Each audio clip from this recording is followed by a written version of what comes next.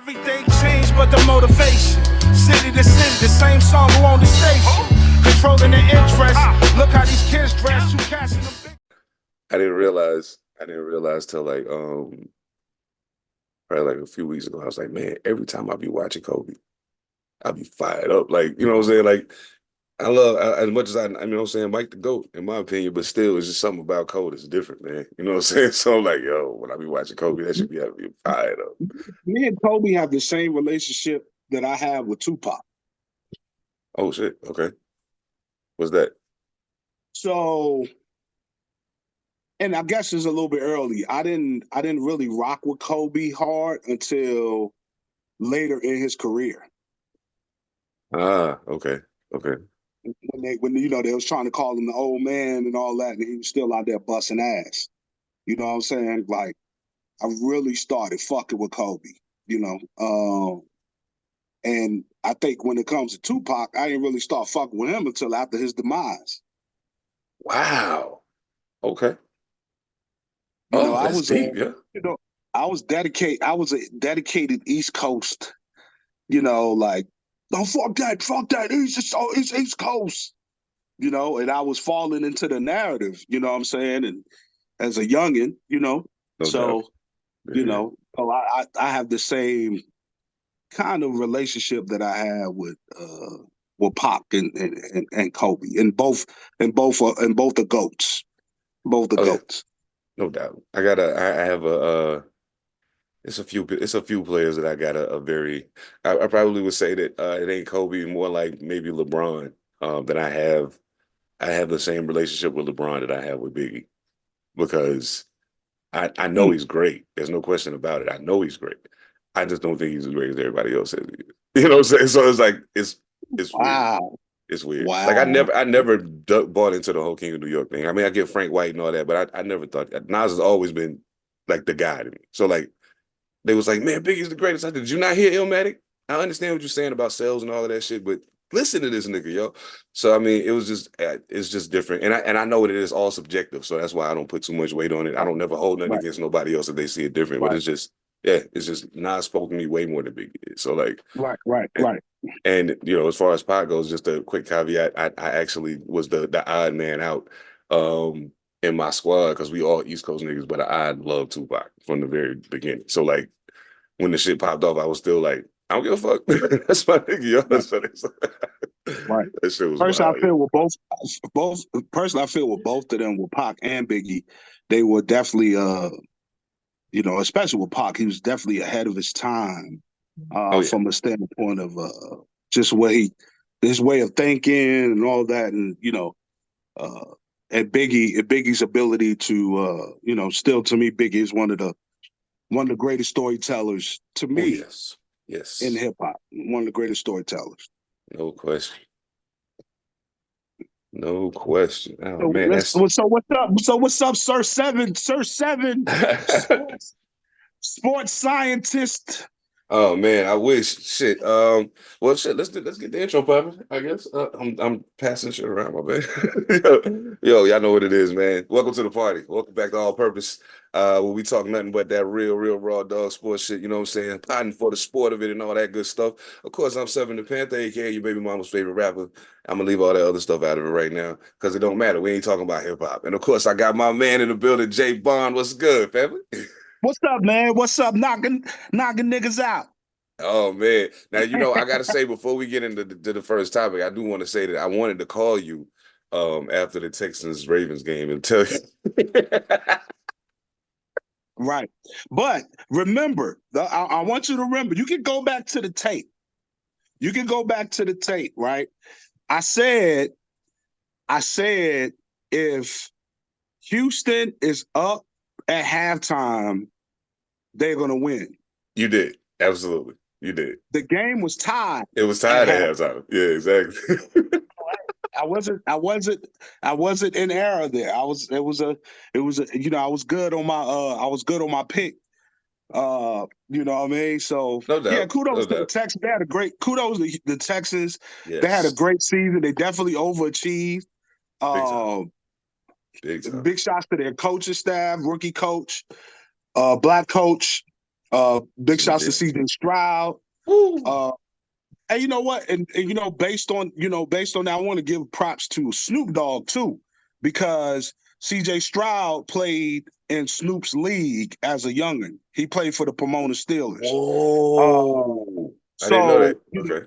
Yeah. He's a Southern California kid.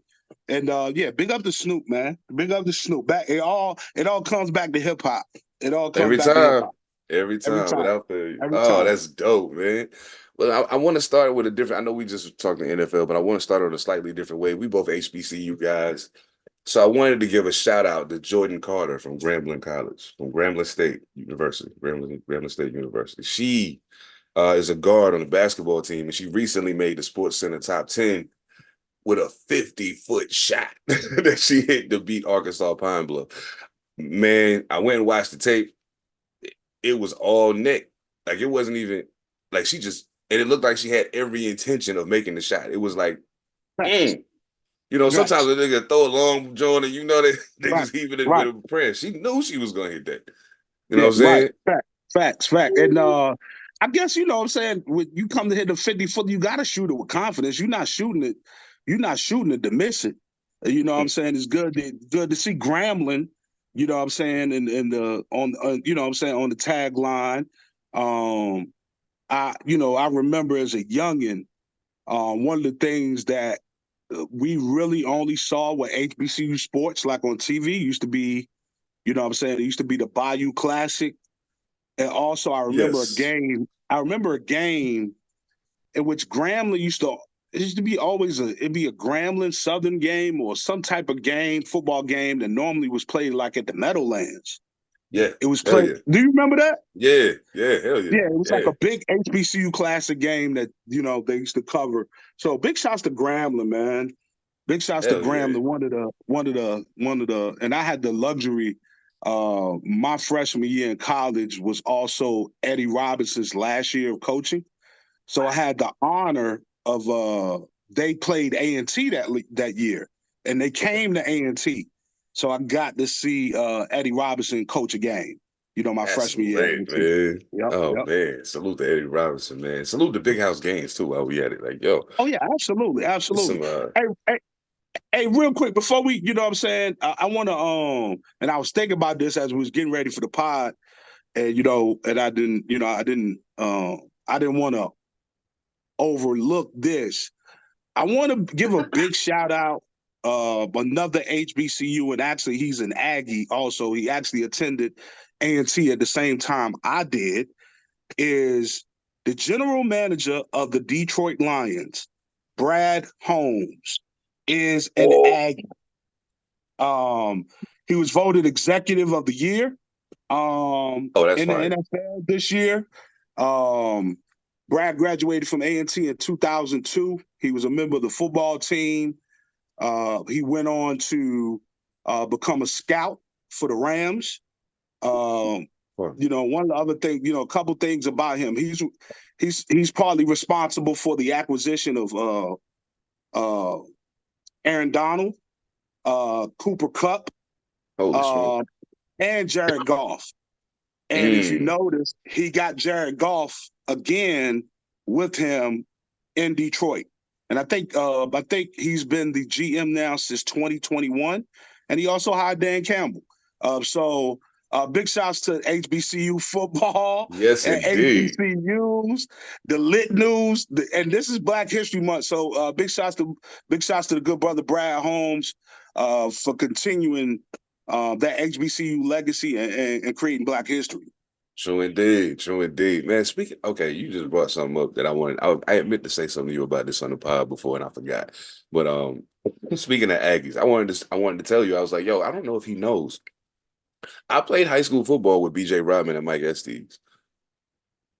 Yeah, we played in high school together. Yeah, no that. Yeah, nice. They're my guys, man. They're my guys. And I was super happy to see them at A&T, getting their shit off. So I was like, yo, proud of them dudes, man. Like it's for those of y'all who don't engage with HBCU sports, okay, I'm gonna say something that's gonna sound fucked up, but when you think about it, it's gonna hit home. if y'all keep saying that black people are the best athletes and HBCUs ain't got nothing but black athletes, what makes you think you won't be entertained by what you see? Pay attention. You know what I'm saying? Like we getting it in, yo. You should pay attention. Some of your favorite players. And getting it in with the most minuscule of resources, though. You know what I mean? Like that part. That's the I guess that's the rub about, you know, HBCU sports. And just to, you know, we have resources, but from a comparison standpoint, I think we talked about this a few episodes back. There's no comparison to the amount of resources that are at the PWIs in comparison to what you will find at and I ain't even talking about even the smaller HBCUs. I'm talking about even the larger HBCUs. They do not have the resources to align with some of those schools. I'm not even talking about the Carolinas or the Dukes or the NC States or the University of Oregons or University of Washingtons. I'm talking about in comparison to the Elon universities or the High Point universities, and these are not, you know, these are mid majors, and we don't even have the resources. We don't even have the same resources those institutions have. So, I think they know, you know, evening out the resources kind of evens the playing field, and when you start talking about that, now you get back into the talent. If everything else goes off the table, now talent is the only thing you got to go about. You know what I'm saying? And some of the HBCU teams are just more talented because maybe some of those players didn't have the grades to go to these other schools, or they didn't have, maybe they got in trouble a couple times and had to go to some other kind of school for a year, and then, you know, so the big schools weren't looking at them, and you know, it's a lot of shit to go into that, but like, yeah, you're absolutely right. If that the resources that are allocated to even mid-major schools that are not HBCUs, is astonishing sometimes when you think about it. When you think about how it's not even a major school. Like, y'all not even good in sports. Why do they give y'all so much money? Like, what is going on? Right. So yeah, that shit is crazy, man. I don't get it. But yeah, salute to Jordan Carter, man. Salute to Grambling State. Salute to all HBCUs in the whole country. Keep doing what you're doing. Believe me when I tell you, they might not talk about y'all, but we know you there and we paying attention. And I saw Knife Wonder post something the other day. I think it might have been yesterday or the day before. I can't remember, but it was very true. And I want to restate it here before we move on. If you're going to celebrate HBCUs, and people have a tendency to do that, you know, and a lot of people, and as much as I hate to say it, it sounds crazy, but some of it's just clout chasing shit. Like, they don't really give a fuck. And the only ones they know are the ones everybody knows. You know what I'm saying? Right. But he was saying, you know, celebrate the Shaw universities and the St. Augs the same way you celebrate FAMU and Hampton and Howard and all of those other schools. If you're not doing that, then you're not really celebrating HBCUs. You're only, you're doing the same thing people do who say they love hip hop, but they only know mainstream artists. It's the same ball game. You know what I'm saying? That's a fact.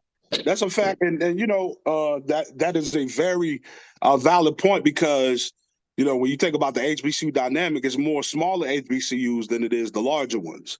Right. So, the Virginia States, the Livingstones, even Fayetteville State, the Fayetteville State, the Virginia Unions, Elizabeth City State. Where I am is a hotbed. This is basically the mecca of HBCUs. Even go up the Maryland to the Bowie states and places like that. So definitely, and talent has come from those institutions. Super talented individuals have come from those institutions. When you think about, I think we talk about Jerry Rice. Ooh.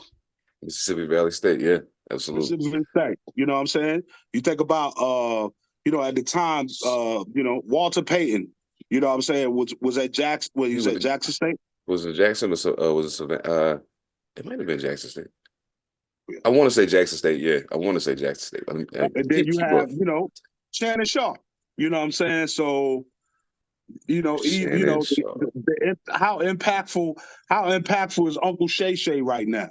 You feel me? Exactly. You know what I mean? And that is a HBCU product. You are correct. Jackson State. Yeah, Walter Payton with the Jackson State. Yep. You are correct. Yes, absolutely. Yeah, good shit. Ben Wallace. Virginia Union. And most people don't. Ooh, Ben Virginia Coates. Union. Ben Coates. I mean, Aronde Gaston, who caught the last touchdown of Dan Marino's career. was starting in front of me at Winston-Salem State University. So, yeah. Yes, you think?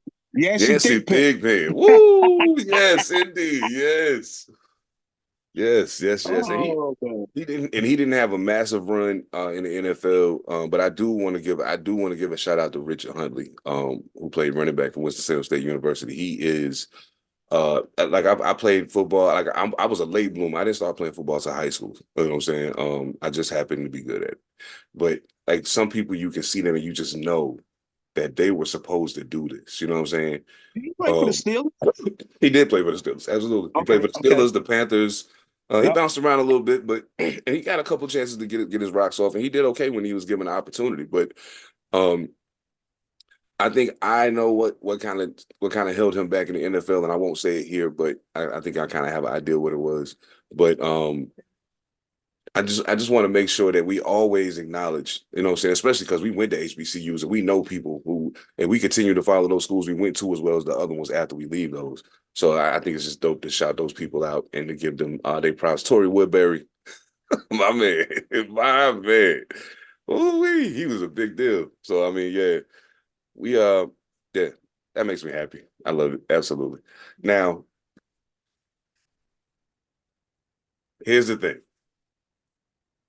I was right about Lamar Jackson winning the MVP, and you were right as well. We talked about it, but what we also discussed, what we was like, man, is it MVP? Was it an MVP worthy season? And then once we got through the crust of it, I was like, yep, absolutely, he did his motherfucking thing. They number one seed. Nobody expected them to be this good. They thought it was going to be a bigger adjustment to the offense changing. They go to the playoffs and they beat Houston. And go to the AFC Championship game. First time in Lamar's career ever going to the AFC Championship game. Same season he wins the MVP, so it just seems like poetic justice in a way. You know what I'm saying? And then they lay the egg against the Kansas City Chiefs. So here's my question. Being that those two guys, Patrick Mahomes and Lamar Jackson, have been MVP 4 times between them in the last 5 or 6 years. Oh my God. Does it take Lamar's MVP at all that he lost that game? Interesting question. And I'm glad you brought that up because it's something I was thinking about because the way the NFL does their timing of announcing the MVP, it's there. I'm on both sides of the coin. I feel like he's still the most valuable player in the NFL this year. It just doesn't matter anymore because he's not in the mix anymore. He's not in the Super Bowl. I don't feel anyone else put up worthy enough stats from a comparison standpoint. So, yes, I believe Lamar Jackson should still be the MVP. So, just sum it up. I think he should. Well, Brock Purdy threw more touchdowns and had more passing yards than him, right? What about rushing yards and rushing touchdowns? Thank you. Okay, now I'm playing 10th man here. It's a game that we play. I know how you do, bro. I know how you do. And this is the thing. And I also feel this week Cam made a statement. Cam Newton made a statement about Brock Purdy that said he's the 10th best player on their team. All right.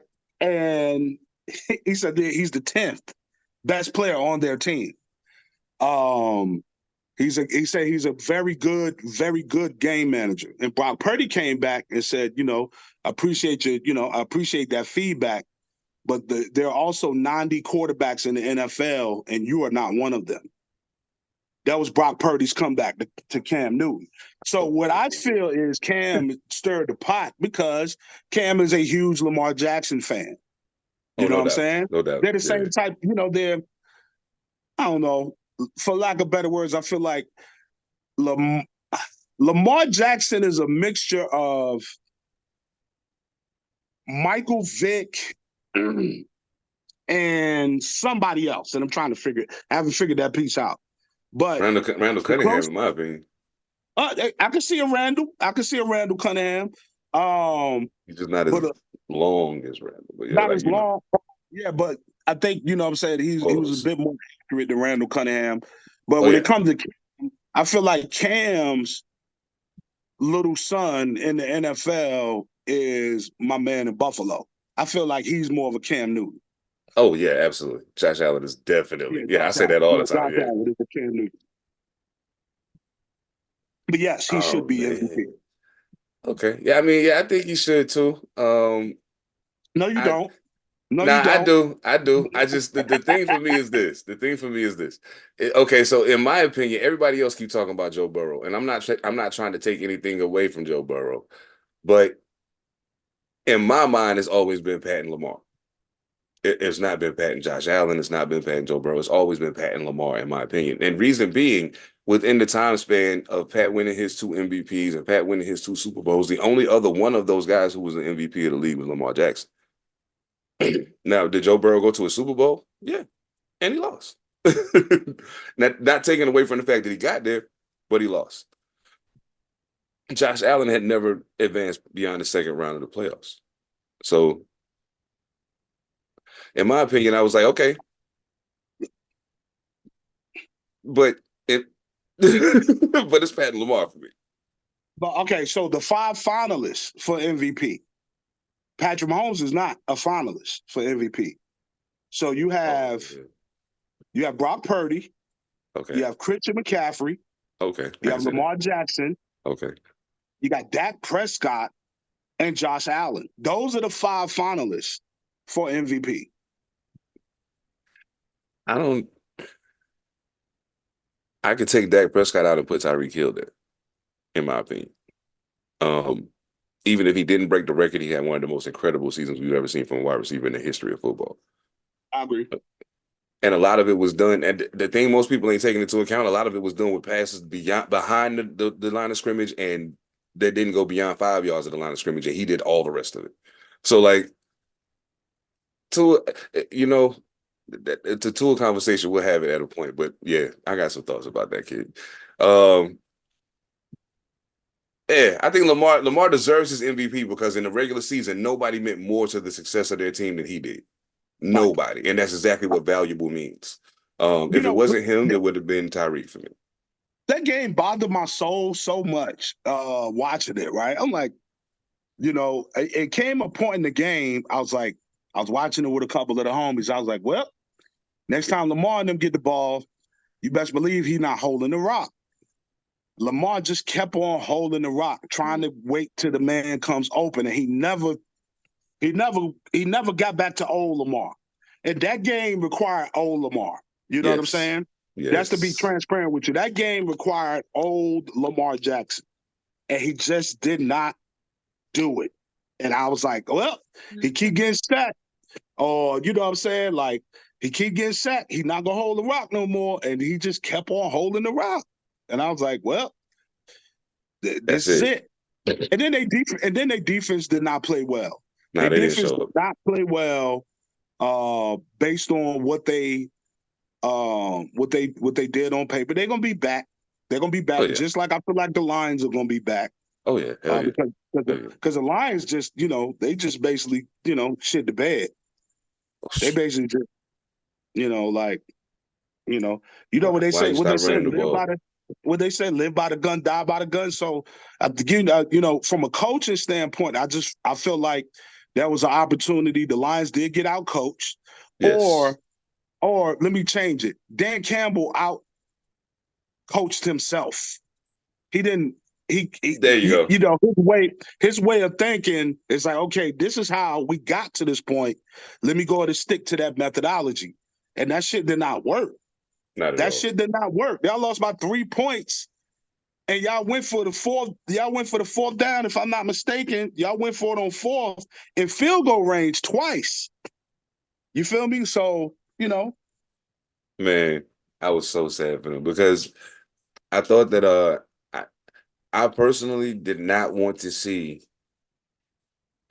San Francisco dog walk Detroit. So when the game started going the way it was going, I was like, oh, this is dope. Okay, this is going to be good. And I'm pretty sure San Francisco is going to fight back.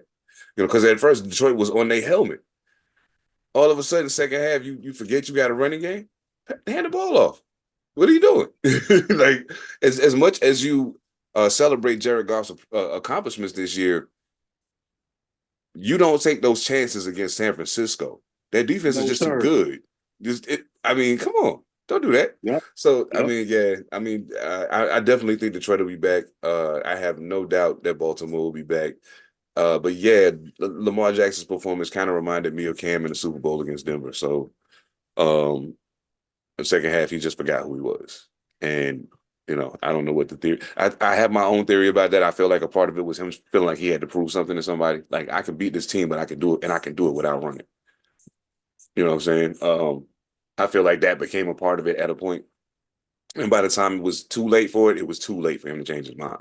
You know what I'm saying? Now I gotta throw the ball. So, yeah. Damn, Lamar. Damn, Lamar.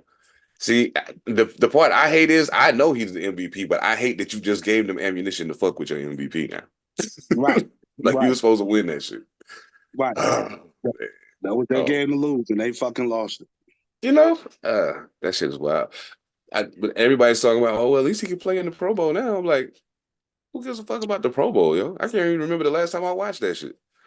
I don't give a shit. I do not give two shits about the Pro Bowl. They need to just cancel. They need to just give people their awards and their plaques and let them enjoy their off season. Like, hey, here go a trip on us. Y'all take it whenever you want to, but y'all ain't all got to come out here at the same time. Oh yeah, no. Here, take that. You ain't got to wear no helmet. No, we just gonna take a week off before the Super Bowl. Everybody chill. I'm gonna tell you what the Pro Bowl reminds me of. You remember when we was kids? ABC Wide World of Sports. That shit used to come on TV. That's what that shit remind me of. But the ABC Wide World of Sports used to be so much better. Man, yes, that's what that absolutely. Shit is. The ABC Wide World of Sports. Have motherfuckers fucking pushing logs down a river and all type of shit. Like, that shit used to be crazy. Shit. Oh, that shit is wild. That shit is wild. I do remember that. And now that you said that, now you got me thinking, man. Damn. Oh man, see, I hate that. Big shots to Eddie Ruger for lacing me with the 336 hat. The rock on this week's episode. So I had to support the guy, man. I just wanted to shout him real quick. Hell yeah, man. You know what's wild? I'm gonna talk shit just for a second, but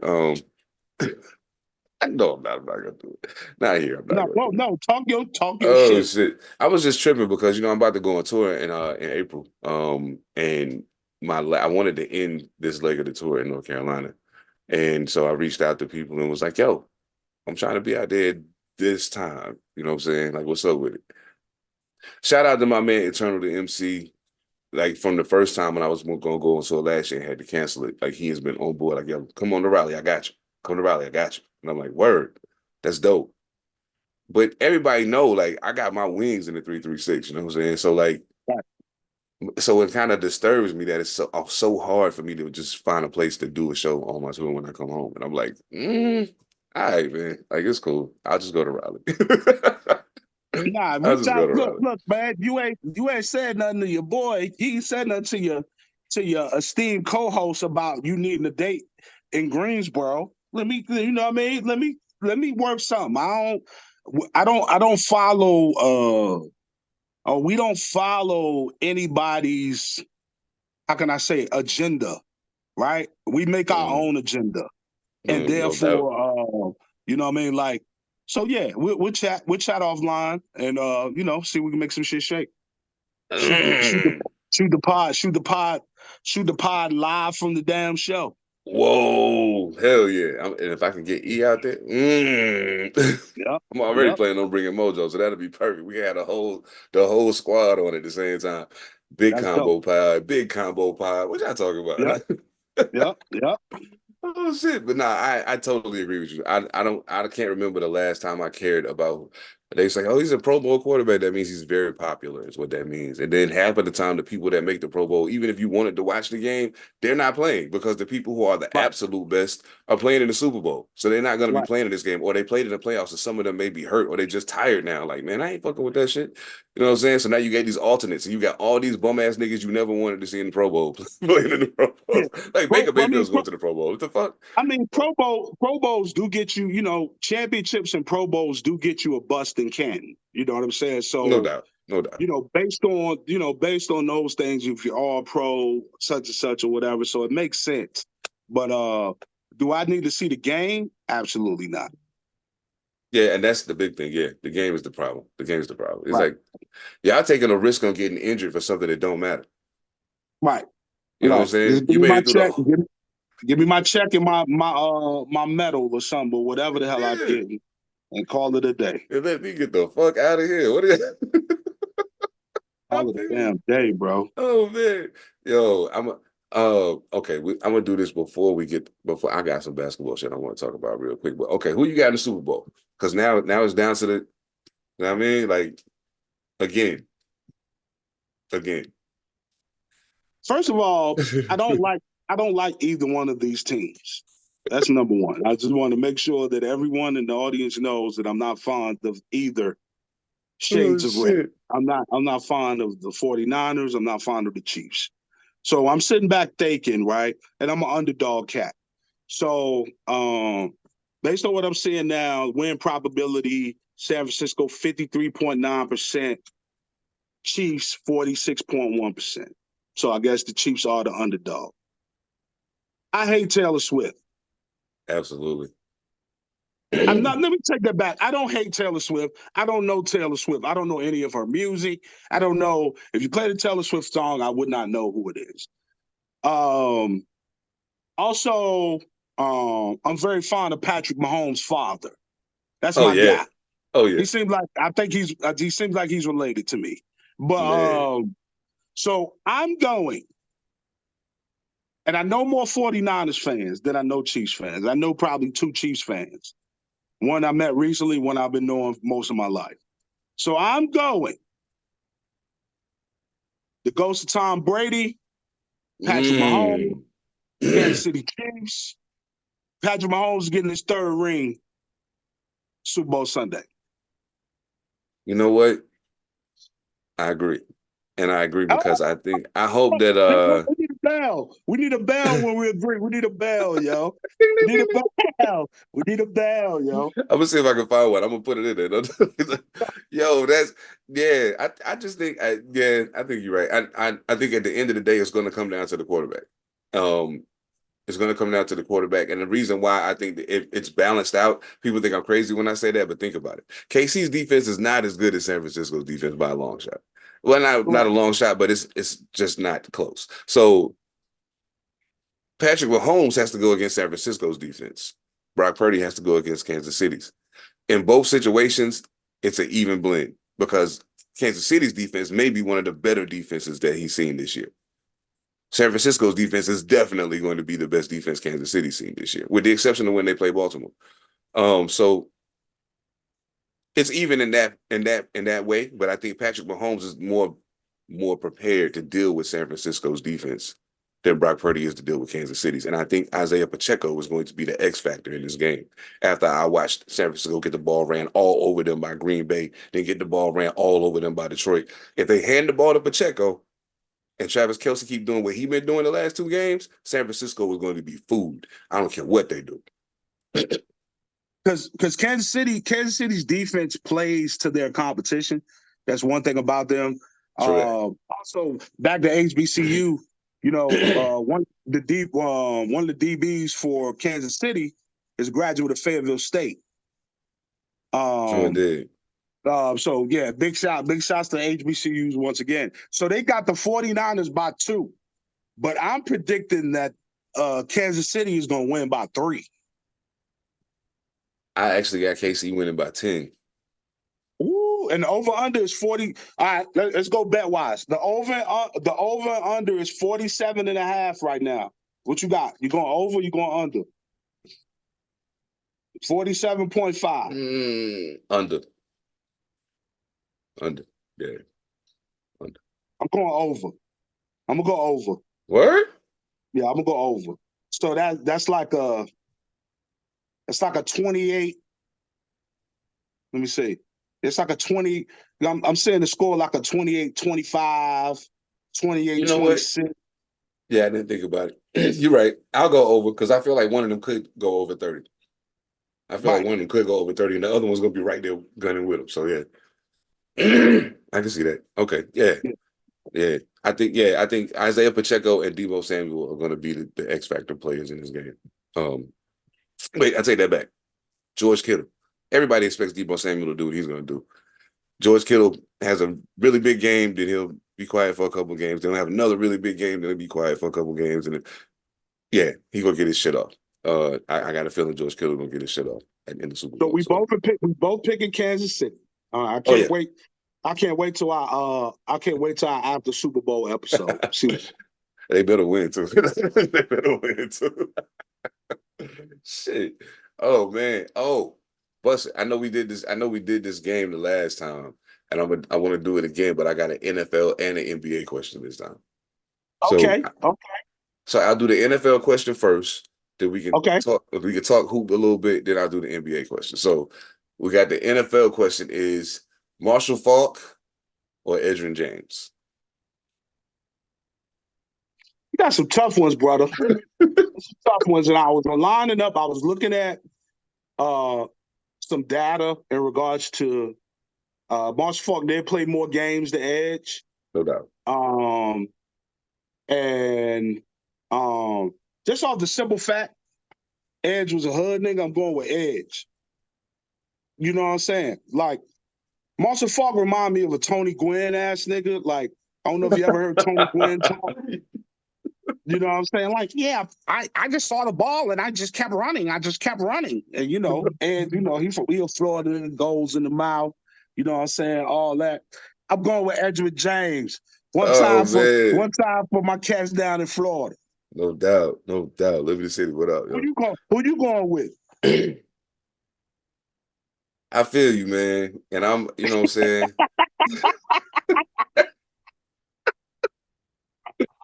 One love to my Florida fam, man, for real. But I gotta go with Marshall Faulk, yo. Well, I know it. I know it. I know it. That's why I was going Edge.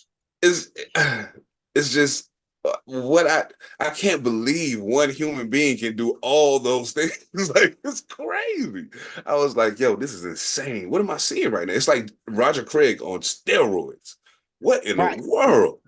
Great comparison. I did not like him either. Nope, not at all. I'm a Raiders fan, man. I hate San Francisco and Kansas City. You already know. Oh man, but yeah, I got Faulk, man. I think his degree of versatility made the difference, and also his durability was the difference. Right. Edge finally got took out by injury issues. Marshall, I mean, near the end he had a couple of injuries, but like most of it was really just him retiring because it was time to go sit down. But yeah, but both of them fucking amazing, man. I know Indianapolis Colts are happy to have both of them as a part of their lineage. So yeah, absolutely. I don't blame them at all, man. Incredible running backs. I would have took them on the Raiders. And big shout, and another big shout to Edge. I've run across Edge twice in the past 2 years. Both at Gmo. He has a kid that attends A&T. So he's at GHO. I think last year I bumped into him and Clinton Portis at a party. And I think last year Clinton Portis was with him again because I saw him at the game. But yeah, Edge is he's a frequent flyer to A&T. So, you know what I'm saying? Big shouts to Edge. Man, that is crazy. Yeah, man, I fucks with Edgerrin James though. Like, don't get it twisted. I know I chose Marshall Faulk, but yeah, Edgerrin James is crazy, yo. And then to see him after the game, like, you so used to seeing a nigga get busy in the game, and then they talk to him after in the interview, and they're like, so, and like, much like you said, they're like, yeah, well, you know, we did what we had to do. We could, you know, we made it happen. Played as a team, and Edge would be like, hey, dog, listen. We got gold teeth in his mouth, his hair going crazy. He didn't give a fuck. And I was like, he was like, yeah, you can say whatever the fuck you want to say about how I talk, how I carry myself, but can you do that shit I was just doing out there? Shut the fuck up. Facts. That's what I love about him. Yes. Oh man, you gotta love Edwin James, bro. I'm trying to tell you. Oh God. Now see, you said Clinton Portis. Now you got me thinking about one for the next go round because Clinton Portis reminded me like it's some running backs that was like that had little brief windows where they were just going crazy. They might not have had the long career some of the other cats had, but they had a period where they could have arguably been considered the best running back in football. You know what I'm saying? Chris Johnson had a period where niggas was like, man, is he the guy? You know what I'm saying? Like, you know what I mean? Facts. So I'm gonna get into some of that bag too, but like I ain't gonna kick it on the NBA too long because I don't really have a lot to celebrate about the NBA right now. I just want to say, man, like I'm gonna say this, and people think I'm crazy when I say it, but I have a very valid reason for saying what I'm about to say, and I know it's not going to happen because of several other factors that have nothing to do with the Lakers right now. But I think the cure to our issues that we're having right now is we need to trade LeBron James. And I'll tell you why. It has very little to do with him why he needs to leave. It has very little to do with him. He's doing for the most part what he's supposed to do. Like you can tell he's not. I mean, time catching up with him, and it's okay. You know what I'm saying? It's supposed to happen. You've already done more for a longer period of time than most anybody ever could. So, Right. bro, salute to you for even still doing what you're doing right now. The problem becomes when he gets the ball and then everything stops moving. You know what I'm saying? And I've seen it start to happen where they're passing the ball and it's just like, okay, get us out of this. You know what I'm saying? But then when he's not on the floor, they have no choice but to play. You know what I'm saying? So Right. So and I don't blame him for that. That's not his fault. And as a matter of fact, I blame Darvin Ham more for that than anybody else. You're the coach. Tell these motherfuckers after you pass on the ball, move. What are you doing? Don't just stand there and watch them. It's an easy fix. But if you're not going to do that, the only other option, since you act like you don't want to fire this non-coaching ass nigga, the only other option is to take the other part of the equation out or trade some of these role players and bring in different people who aren't going to do that, but who will give you the same production these people can give you. Only options we really got at this junction. I know LeBron doesn't want to leave LA because Bronny's at USC, you know, and that whole thing, but I don't know if he's going to be able to play long enough to wait for Bronny at this junction. So, because he's not NBA material right now. So I'm just saying, just being real. It's not gonna happen. You know it's not gonna happen. You know, I don't think, you know, LeBron is the genre of Lakers. He's under the Lakers genre right now in his career. And Okay. it would probably be more costly for the Lakers to get rid of LeBron James because they have to prepare for the next 4 or 5 years. What are we going to do to get the type of attention, type of, you know, focus on us? You know, it's like I compare. Now, I hate to say this, and not y'all, because the fans are a little different. The Lakers, to me, are the NBA equivalent of the Dallas Cowboys. Yeah. Well, no. I mean, we've won more recently than they have, but I understand what you mean. Now, Yeah, I was I going to understand say, what you mean. not in terms of championship. I'm talking about in terms of, I don't know, regardless of y'all winning, losing, or not playing, y'all are always in the headlines. Oh, just the brand equity in and of itself. Yeah, I feel the brand absolutely, itself. absolutely. Yeah, the brand itself. And you know, LeBron James is Jerry. You know, he's the equivalent of Jerry. You know, Jerry Jones, man. I mean, you know what I'm saying? Like, yeah, it's not gonna happen, bro. But I get your pain. I don't feel that pain. When it comes to the NBA, I'm in a foreign space right now because my Knicks are balling out of their mind. Boy, are they ever. I don't know how to take it. I don't know how to take it, right? Because we haven't been balling like this since I was, since I was a youngin'. So it's been a long time that you see the Knicks, you know, fighting for the number 2 spot in the East. You know what I'm saying? Like, or possibly the number 1 spot in the East. You know what I'm saying? Last I checked, we was number 3 And it's just I was talking to Boones, but he called me. He like, yo, think y'all nice? I was like, nah, we nice. It ain't no thought. Nah, they We're don't number think two. that. We're number two. You know what I'm saying?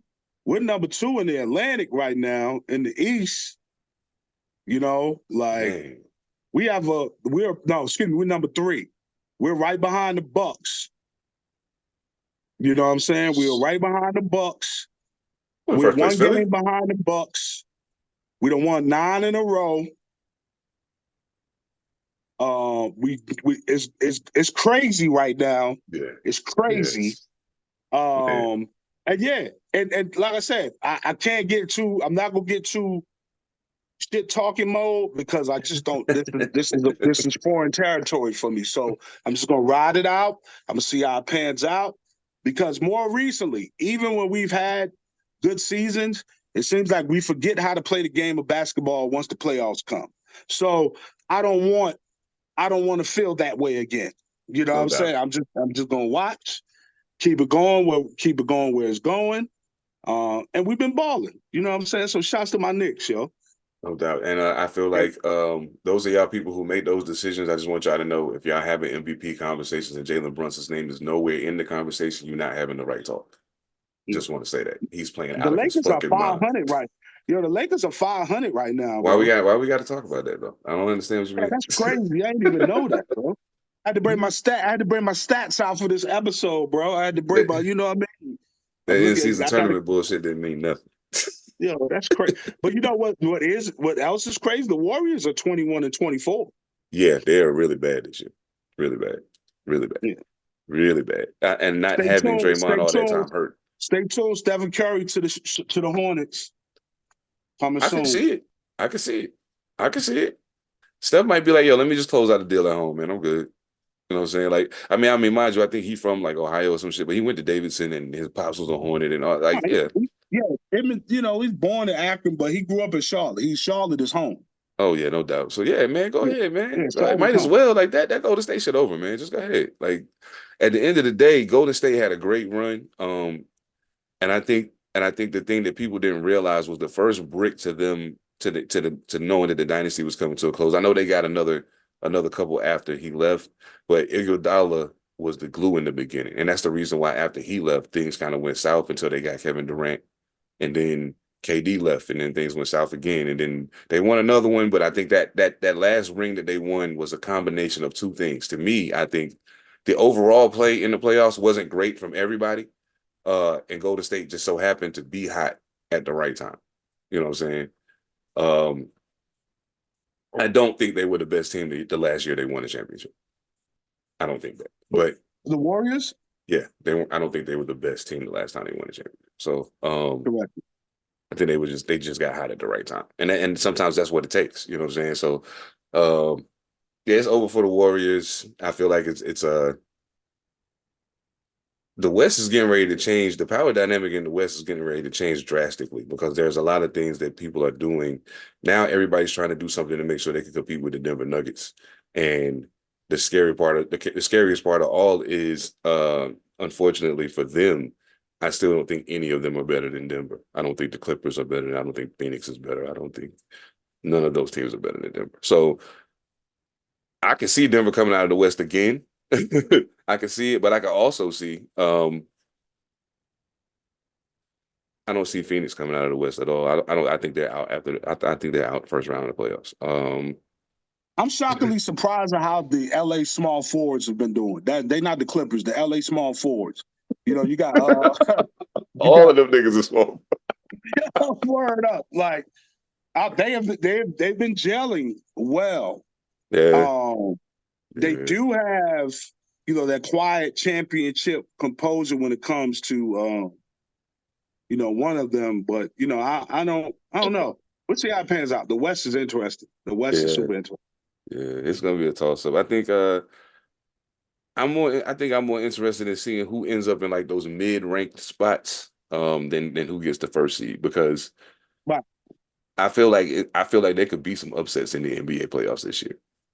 It's just too much parity. Everybody's just kind of mid this year. Like, there's a couple of teams that are really kind of smoking shit, and then everybody else is just kind of mid. So, like, You know what I mean? It's like a well of mediocrity at this moment. So shit, who knows? So you said you got another NBA comparison for me? You got another one Oh for yeah, us? absolutely. And this one is gonna be oh man, let's talk about buckets. Glenn Rice or Cedric Ceballos? I don't even know why you even compared these two individuals, first of all. Uh m- yo, first of all, Glenn Rice got 10,000 more points than Cedric Sabalas. No doubt. Absolutely. He was in the league. He was in the league like longer than Cedric Sabalas. But I'm gonna go easily. If I want a bucket, I'm going Glenn Rice. If I want somebody to dunk the basketball, like Avery Johnson would say, if I want somebody to dunk the basketball blindfolded, I'm gonna go Cedric Sabalas. Okay? So if I want a bucket, I'm going Glenn Rice. You know what Oh I'm saying? shit. He was like a microwave, instant offense, mid Yes. range, long range, and drive to the cut with the knee pads on. Yeah, But yeah, I'm Glenn Rice going is Glenn special. Rice. 3 All-Star appearances. Ironically, Cedric Sabalas played in more playoff games though than I know. Glenn Rice.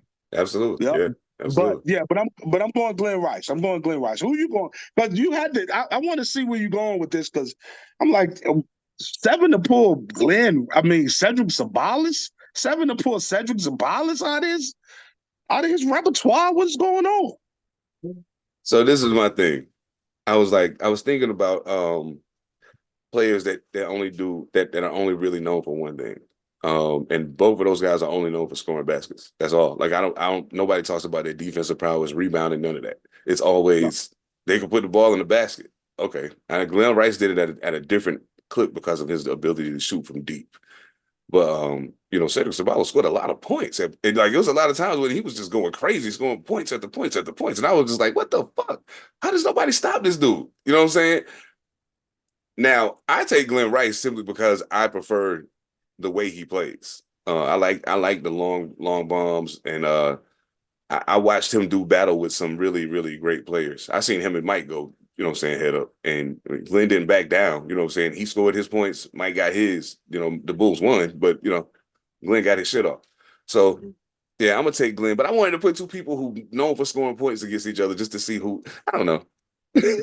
Cedric Ceballos is cool for the dunk contest. Real quick side note. I'm just noticing. I've been paying attention to the episode, right? And I was like, yo, what is that behind 7? Is that a turntable or is that a breast? Oh, because Yeah. you had the headphones covered up, so it looked like a areola. Oh shit. Oh shit. Oh, Oh man. you see what I'm talking about? Yo, that's crazy. No, Oh that's shit. I crazy. can dig it. Whoa, man. Thank you, bro. Hey, that's funny as shit. I needed that. Okay. Oh man. So yeah, Glenn Rice easy. Glenn Rice easy. I'm gonna make the NBA one way harder the next time. That one was too easy. I'll make the NBA one way Okay, harder next okay, time, we most doing definitely. good. Oh man. So we both got KC in the Super Bowl. Yep. Your Knicks are on fire. My Lakers are a dumpster fire. Yeah, it's crazy out here in the streets, man. And they play. We're shooting this episode Saturday, so they're playing tonight. Shit. Who you got? I got the Knicks. It's at the Garden. I got the Lakers by 8. I can see that happening, though. I Lakers can by see 8. that happening. And I'm Because only look, saying that because y'all I'm are watching Kobe actually. highlights. What's crazy? Y'all actually playing. Y'all. It seems like y'all playing better when AD and LeBron are not playing. Yeah. Because everybody else know they got to do their job then, and they can't just rely on them to carry us to the finish line. Right. So yeah, Right. it makes them ball. So, It makes them ball. And D-Lo, yep. keep doing what you're doing, boy. Please keep doing what you're doing. I know he have a tendency to vanish, but please keep doing what you're doing. Also reads you too. And Darvin Ham, just sit down somewhere and let LeBron tell you what to do. Yeah. Man, thank y'all for locking in with us, man. I know I got somewhere I need to be. Oh shit, JB, good looking out, bro. And we would definitely politic about that other thing for sure. You know what I'm saying? Sports fans everywhere, y'all already know what it is. Thank y'all for locking in with All Purpose. Make sure you subscribe, comment, like, share, tell all your people. Check us out on YouTube, Rumble, Spotify, Apple Pocket, wherever you fuck with podcasts at. We there. You know what I'm saying? We'll catch y'all on the flip side, y'all. One. Everything changed but the motivation. City to sin, the same song who on the station. Controlling the interest. Look how these kids dress. You cashing them big checks. I'm not, but I've been blessed.